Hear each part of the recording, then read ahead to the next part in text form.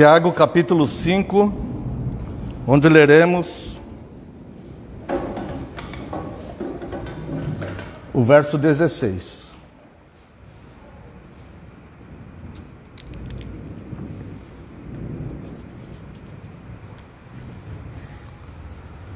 Confessai, pois, os vossos pecados uns aos outros, e orai uns pelos outros, para serdes curados.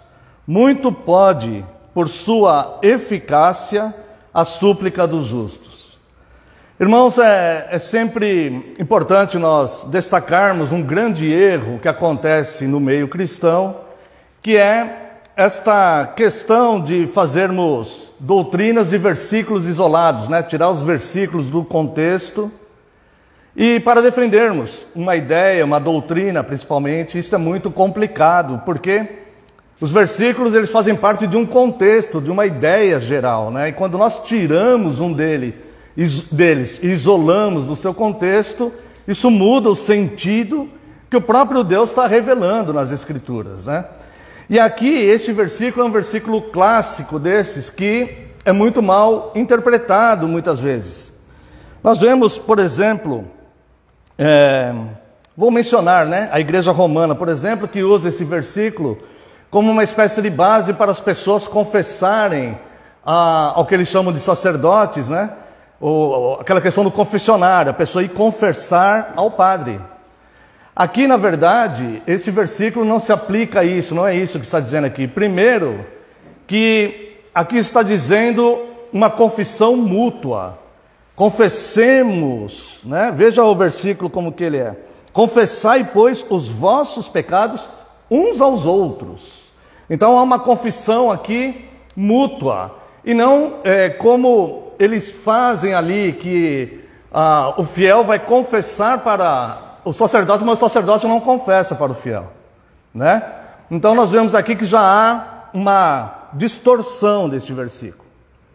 E também existe uma distorção no que chamamos meio evangélico, né? Que as pessoas pensam que confessar aos outros é falar todos aqueles pecados que a pessoa cometeu, né? Então eu vou confessar ao meu irmão todos os pecados que eu cometi. Não é isso também que está se referindo esse texto, né? Confessar é admitir. Por exemplo, as nossas confissões, o que são as nossas confissões? São uma declaração, nós admitimos que aquelas doutrinas estão corretas. Assim são as confissões de fé, né? A confissão belga, a confissão de Westminster, o credo apostólico, o credo niceno, são confissões que nós cremos naquelas doutrinas.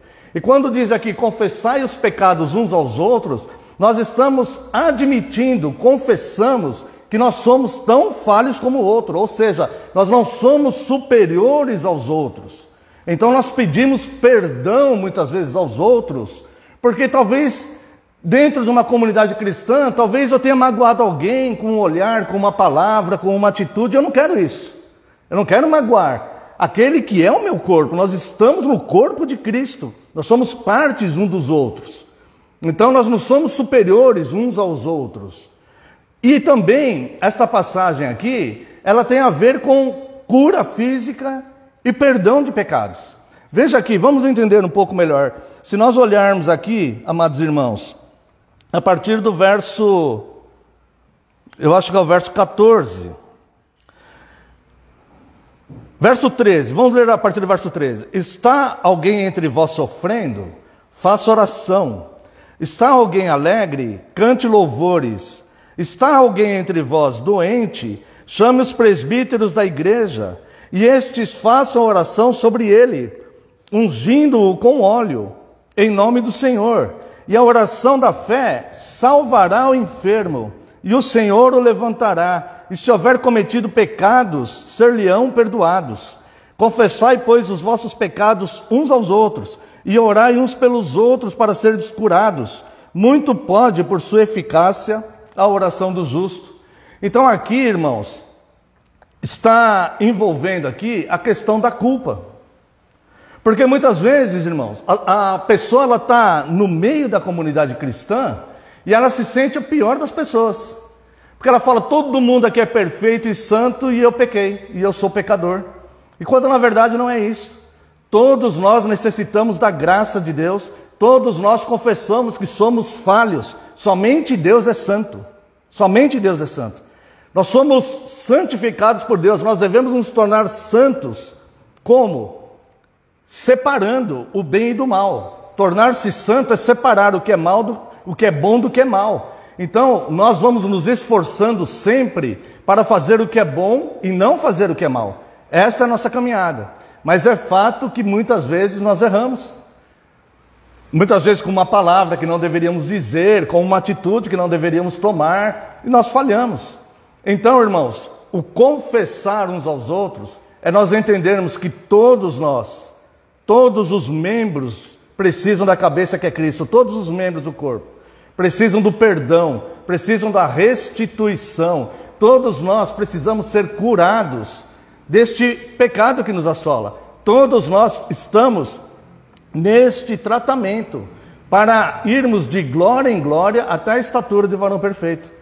E muitas vezes a culpa, quando ela é aniquilada em nós, ou seja, quando nós encontramos o perdão, quando nós reconhecemos o perdão dos nossos pecados, muitas vezes o nosso físico encontra cura também, porque a culpa, ela corrói, ela destrói a pessoa.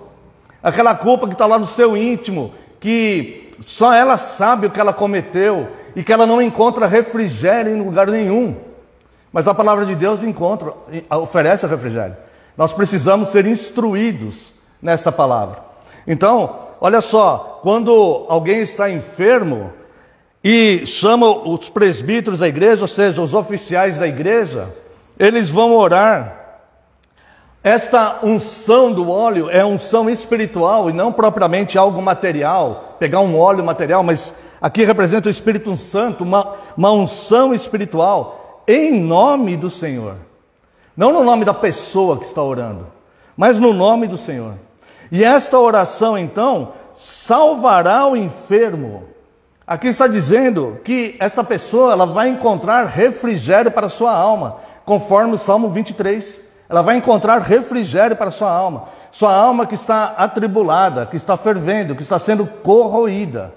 Essa pessoa, então, encontra este refrigério. O Senhor a levantará. O Senhor levantará essa pessoa. Essa pessoa continuará servindo a Cristo com alegria. E se houver cometido os pecados, lhes serão perdoados. Então, irmãos, nós devemos, antes de tudo, confessar mesmo, diante de todos, que nenhum de nós é santíssimo, perfeito. Nenhum de nós, só Deus é santo. E o nosso objetivo é nos tornarmos cada vez mais santificados, mais santos, separando o que é bom do que é mal. E nós tomamos as nossas atitudes. Mas entendendo que todos nós estamos sujeitos a sermos magoados ou a magoar alguém.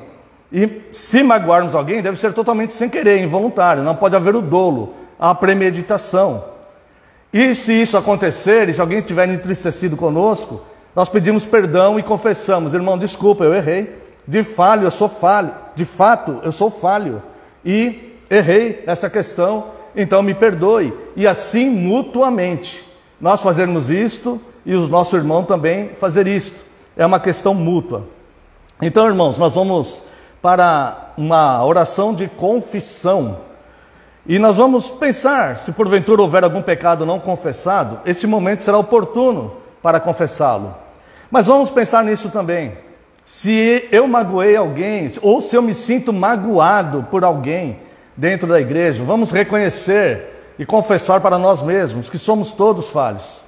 E vamos perdoar pessoas que porventura tenham nos magoado. Vamos perdoar. E este é o mandamento do Senhor, que nós devemos perdoar. Lembrando que o perdão não é um sentimento, mas o perdão é uma atitude que nós devemos tomar diante de Deus e do nosso próximo. Vamos a uma oração de confissão.